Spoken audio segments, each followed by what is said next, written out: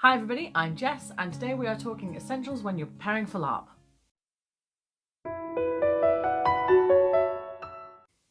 So, I've now been LARPing for 8 years and one of the few things that people say to me is LARP does sound really fun, but I have no idea how I'm supposed to get started.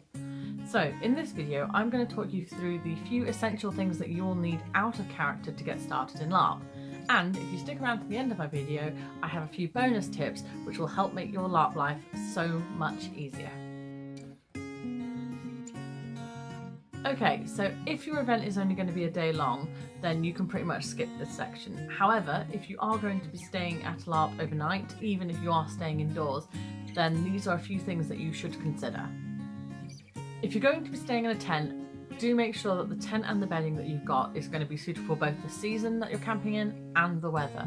Nobody enjoys their fellow players being wet, cold and miserable. Now, different tents have different pros and cons. Pop-up tents are really good for convenience because obviously they go up really quickly. However, they are notorious for not being waterproof as water tends to leak in through the seams. For my regular events, I have a 5-meter bell tent from Boutique Camping. It looks really in character, it's really spacious, it's made of canvas so it's really comfortable. I absolutely love it. However, it is really heavy. It gets even heavier when it's wet, and because it's made of canvas it can grow mold if it's not dried out properly. So if you're just starting out, a regular camping tent should be more than sufficient. They may not look really in character, but that is something you can always look in and investing later. This is about you just getting started. Top tip, always buy at least one person sized tent bigger than you actually need. So if you're camping by yourself, make sure you get a 2-man tent. If you're camping with a friend or a partner, go for maybe a 3 or 4. The reason for this is because LARP stuff takes up a lot of space, and the last thing you really want to be doing in the middle of the night is fighting your shield for room to sleep. Sleeping bags should always be appropriate for the season that you are actually camping in. Those ones that you get for sleeping over at your mate's house when you were a kid/teenager are not going to be appropriate for camping outdoors. Even if you are sleeping inside, some buildings can get really cold, especially in winter. Make sure you have lots of layers so you're wrapped up nice and warm and toasty while you sleep. That way you're going to have a good event. Last thing you're going to need is something to put between you and the floor of your tent. When you are lying on the floor, you lose body heat really quickly, and that is not safe when you are camping. Roll mats are really cheap and really easy to transport, but they can be really uncomfortable because if you've got pebbles underneath your tent for whatever reason, you're going to feel them no matter what. A lot of my friends swear on air mattresses. They think they're absolutely brilliant. For me, as a plus size LARPer, I find that they often deflate underneath me because surprise I weigh a lot. So my preferred bedding of choice is always a camp bed. They're really sturdy, they keep you off the floor, there's no air inside of them that's getting chilled, so that helps keep your body temperature good. Plus, because there is space underneath, that's a place where you can keep bags, so it just maximises the storage space of your tent. It's a given that you're going to need to eat at a LARP event. Now, if you're going to an event that is being catered, then that is absolutely brilliant. However, I think you should still stick around for this section because some of these points might still be relevant to you.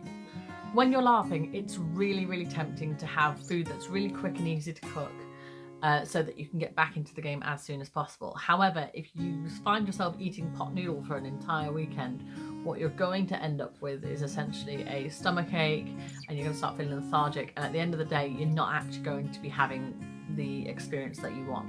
So try and prepare as many balanced meals ahead of time at home before you actually go. That way you'll save time on prepping when you get there, and also probably save a bit of time on your washing up as well. Go on Pinterest. It is my favourite place to go and find various recipes for LARP. They have loads of really good ideas for food that can be cooked quickly in the field, or things that can be prepared ahead of time and then just heated once you're actually there. Plan for at least 2 hot meals a day, especially at cold weather events. A hot breakfast is going to start your day off really well and give you energy, and having a hot meal just as you're losing light levels and you're finding that the temperature is starting to come down will help warm you up enough to keep you going through the night. But the most important thing, no matter what, is to make sure you have something to drink at all times. It is so easy to become dehydrated when you're running around and having fun. Alcohol and soft drinks are not water, they are not going to hydrate you, and so it is really important that even if you are having things to drink, that you are actually having something that is hydrating you. In my main system, the Lorien Trust, there is generally a tradition of people asking each other when they last had a drink, and if you can't answer within the first 2 to 3 seconds, then you will be ordered to go and have a drink. Because the logic of that is very simply, if you have to think about it, it's not recent enough.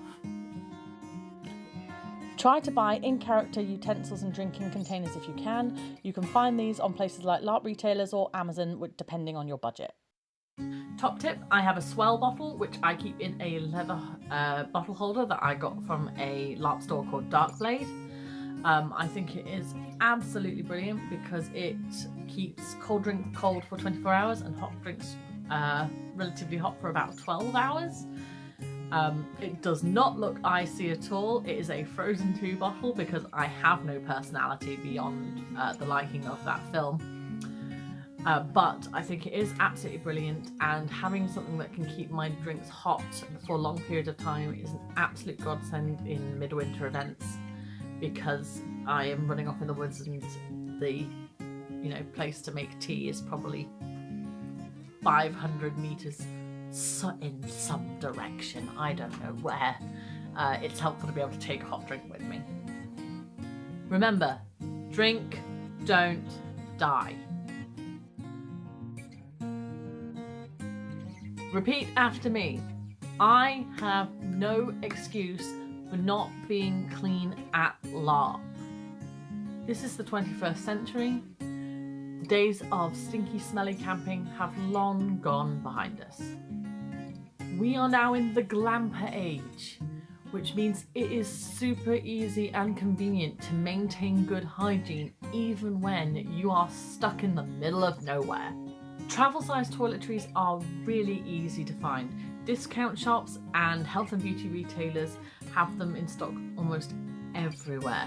Shops like Primark, even during the summer, have tiny little empty bottles, travel-sized toiletry ones that you can distill your own shampoo into, so you can take them with you on flights. Those are perfect for LARP. Make sure to shower if your LARP has them available, and in between showers, use things like baby wipes to keep yourself as clean as possible. Top tip, make sure you take baby wipes and face wipes. Baby wipes are absolutely fantastic. I'm a new mum, so trust me, they are my life.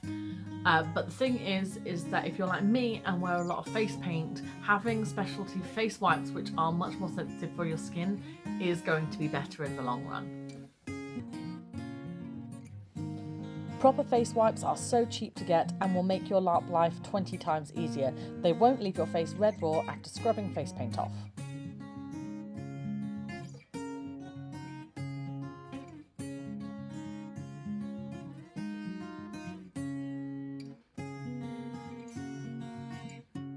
Besides the obvious use of cleaning your hands, hand sanitizer has multiple other uses. It can be used to sterilise surfaces that you're planning on prepping food on. You can use it to get stains out of your clothes that haven't yet set in. You can even use it as emergency spot treatment or deodorant if you are absolutely desperate. It is a godsend. Hand sanitizer is literally an all-in-one little bottle that literally everybody at LARP should be carrying. Now, things break. It's a fact of life. But the last thing you need at a LARP is for the thing to be breaking to be your tent or your bag. So having a roll of duct tape on you is really, really handy, just in case everything does go absolutely wrong. By having it there, if you do get a tear in your tent or your bag falls apart just as you're about to leave, having some duct tape to just patch it all together so that you can actually function and end the event and get home is an absolute godsend. Duct tape is heavy duty, really sticky and really resistant. It is literally designed to hold things together when all else has failed. Now, this seems really obvious, but do bear with me. Portable chargers are really, really easy to get hold of these days and not very expensive either.